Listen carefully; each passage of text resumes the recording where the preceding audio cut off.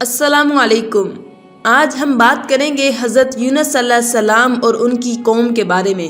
حضرت یونس علیہ السلام کو اللہ تعالیٰ نے شہر نینوا کے باشندوں کی ہدایت کے لیے رسول بنا کر بھیجا تھا۔ یہ موصل کے علاقہ کا ایک بہت بڑا شہر تھا۔ یہاں کے لوگ بت پرستی کرتے تھے اور کفر و شرک میں مبتلا تھے۔ حضرت یونس علیہ السلام نے ان لوگوں کو ایمان لانے اور بت پرستی چھوڑنے کا حکم دیا، مگر ان لوگوں نے اپنی سرکشی کی وجہ سے اللہ کے رسول علیہ السلام کو جھٹلا دیا اور ایمان لانے سے انکار کر دیا۔ حضرت یونس علیہ السلام نے انہیں خبر دی کہ تم لوگوں پر عنقریب عذاب آنے والا ہے۔ یہ سن کر شہر کے لوگوں نے آپس میں یہ مشورہ کیا کہ حضرت یونس علیہ السلام نے کبھی کوئی جھوٹی بات نہیں کہی ہے، اس لیے یہ دیکھو کہ اگر وہ رات کو اس شہر میں رہیں جب تو سمجھ لو کہ کوئی خطرہ نہیں ہے، اور اگر انہوں نے اس شہر میں رات نہ گزاری تو یقین کر لینا چاہیے کہ ضرور عذاب آئے گا۔ رات کو لوگوں نے یہ دیکھا کہ حضرت یونس علیہ السلام شہر سے باہر تشریف لے گئے، اور واقعی صبح ہوتے ہی عذاب کے آثار نظر آنے لگے کہ چاروں طرف سے کالی بدلیاں نمودار ہوئیں اور ہر طرف سے دھواں اٹھ کر شہر پر چھا گیا۔ یہ منظر دیکھ کر شہر کے باشندوں کو یقین ہو گیا کہ عذاب آنے والا ہی ہے، تو لوگوں کو حضرت یونس علیہ السلام کی تلاش و جستجو ہوئی، مگر وہ دور دور تک کہیں نظر نہیں آئے۔ اب شہر والوں کو اور زیادہ خطرہ اور اندیشہ ہو گیا، چنانچہ شہر کے تمام لوگ خوف خداوندی سے ڈر کر کانپ اٹھے، اور سب کے سب عورتوں، بچوں، بلکہ اپنے مویشیوں کو ساتھ لے کر اور پھٹے پرانے کپڑے پہن کر روتے ہوئے جنگل میں نکل گئے، اور رو رو کر صدقے دل سے حضرت یونس علیہ السلام پر ایمان لانے کا اقرار و اعلان کرنے لگے۔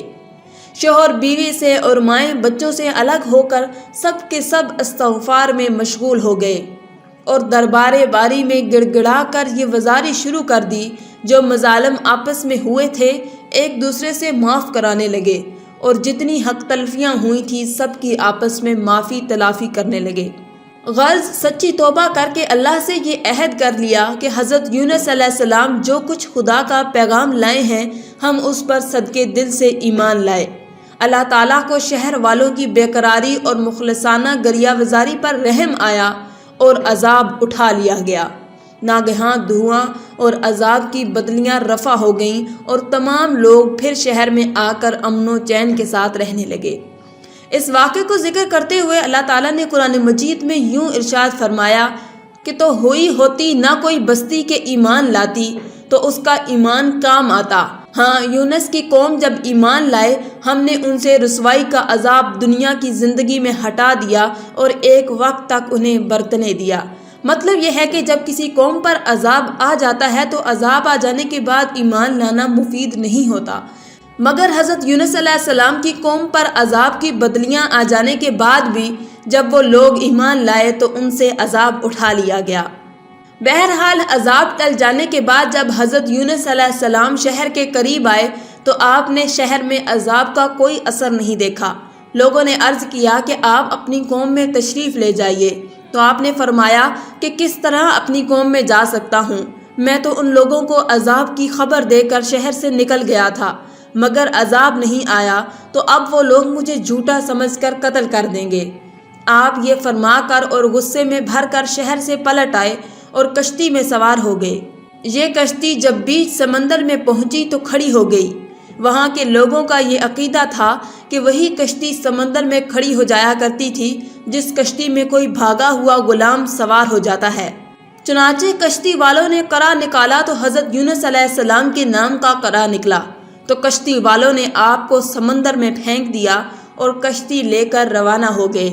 اور فوراً ہی ایک مچھلی آپ کو نگل گئی، اور مچھلی کے پیٹ میں جہاں بالکل اندھیرا تھا آپ مقید ہو گئے، مگر اسی حالت میں آپ نے آیت کریمہ لا الہ الا انت سبحانک انی کنت من الظالمین کا وظیفہ پڑھنا شروع کر دیا، تو اس کی برکت سے اللہ تعالیٰ نے آپ کو اس اندھیری کوٹھڑی سے نجات دی اور مچھلی نے کنارے پر آ کر آپ کو اگل دیا۔ اس وقت آپ بہت ہی نحیف و کمزور ہو چکے تھے۔ اللہ تعالیٰ کی شان کے اس جگہ کدو کی ایک بیل اگ گئی اور آپ اس کے سائے میں آرام کرتے رہے۔ پھر جب آپ میں کچھ توانائی آ گئی تو آپ اپنی قوم میں تشریف لائے اور سب لوگ انتہائی محبت و احترام کے ساتھ پیش آ کر آپ پر ایمان لائے۔ حضرت یونس علیہ السلام کی اس دردناک سرگزشت کو قرآن کریم نے ان لفظوں میں بیان فرمایا ہے، اور بے شک یونس پیغمبروں میں سے ہے، جبکہ بھری کشتی کی طرف نکل گیا تو قرار ڈالا تو دھکیلے میں ہوا، پھر اسے مچھلی نے نگل لیا اور وہ اپنے آپ کو ملامت کرتا تھا، تو اگر وہ تسبیح کرنے والا نہ ہوتا ضرور اس کے پیٹ میں رہتا۔ جس دن تک لوگ اٹھائے جائیں گے پھر ہم نے اسے میدان پر ڈال دیا اور وہ بیمار تھا، اور ہم نے اس پر کدو کا پیڑ اگایا اور ہم نے اسے لاکھ آدمیوں کی طرف بھیجا، بلکہ زیادہ تو وہ ایمان لے آئے تو ہم نے انہیں ایک وقت تک برتنے دیا۔ نینوا والوں کی سرگزشت سے یہ سبق ملتا ہے کہ جب کسی قوم پر کوئی بلا عذاب بن کر نازل ہو تو اس بلا سے نجات پانے کا یہی طریقہ ہے کہ لوگوں کو توبہ و استغفار میں مشغول ہو کر دعائیں مانگنی چاہیے۔ تو امید ہے کہ بندوں کی بے قراری اور ان کی گریہ وزاری پر اللہ تعالیٰ رحم فرما کر بلاؤں کے عذاب کو دفع فرما دے گا۔ حضرت یونس علیہ السلام کی دل دہلا دینے والی مصیبت اور مشکلات سے یہ ہدایت ملتی ہے کہ اللہ تعالیٰ اپنے خاص بندوں کو کس کس طرح امتحان میں ڈالتا ہے، لیکن جب بندے امتحان میں پڑھ کر صبر و استقامت کا دامن نہیں چھوڑتے اور عین بلاؤں کے طوفان میں بھی خدا کی یاد سے غافل نہیں ہوتے تو اللہ تعالیٰ اپنے بندوں کی نجات کا غیب سے ایسا انتظام فرما دیتا ہے کہ کوئی اس کو سوچ بھی نہیں سکتا۔ غور کیجئے کہ حضرت یونس علیہ السلام کو جب کشتی والوں نے سمندر میں پھینک دیا تو ان کی زندگی اور سلامتی کا کون سا ذریعہ باقی رہ گیا تھا؟ پھر انہیں مچھلی نے نگل لیا تو اب بھلا ان کی حیات کا کون سا سہارا رہ گیا تھا؟ مگر اسی حالت میں آپ نے جب آیت کریمہ کا وظیفہ پڑھا تو اللہ تعالیٰ نے انہیں مچھلی کے پیٹ میں بھی زندہ سلامت رکھا، اور مچھلی کے پیٹ سے انہیں ایک میدان میں پہنچا دیا، اور پھر انہیں تندرستی اور سلامتی کے ساتھ ان کی قوم اور وطن میں پہنچا دیا، اور ان کی تبلیغ کی بدولت 1,00,000 سے زائد آدمیوں کو ہدایت مل گئی۔